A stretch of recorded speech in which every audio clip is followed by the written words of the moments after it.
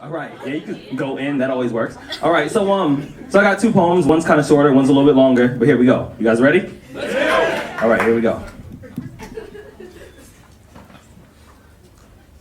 I was told the average girl begins to plan her wedding at the age of 7. I was told she picks the colors and the cake first. By the age of 10, she knows the time and the location. By 17, she's already chosen a gown and a maid of honor. By 22, she's waiting for a man who doesn't break out in hives when he hears the word commitment.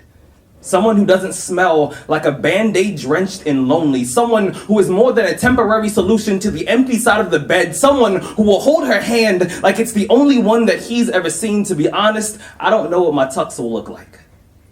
I have no idea what my wedding will look like.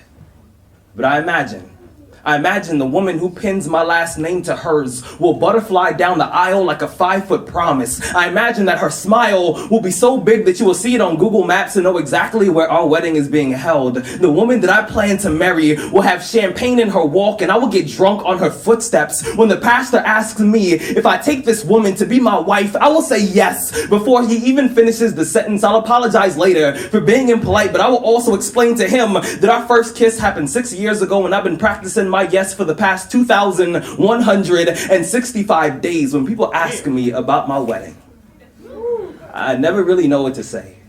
But when they ask me about my future wife, I always tell them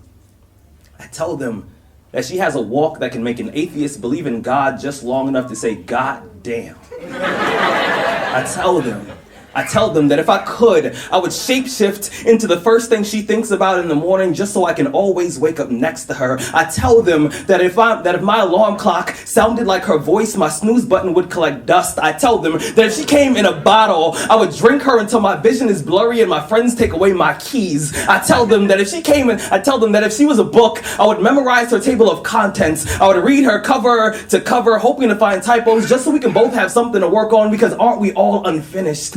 Don't we all need editing? Aren't we all waiting to be read by someone, praying they will tell us that we make sense? She don't always make sense, but I swear to God, her imperfections are the things I love about her the most. I told you, I don't know when I will be married. I don't know where I will be married. But I do know this. Whenever I'm asked to describe my future wife, I do so as best as I possibly can.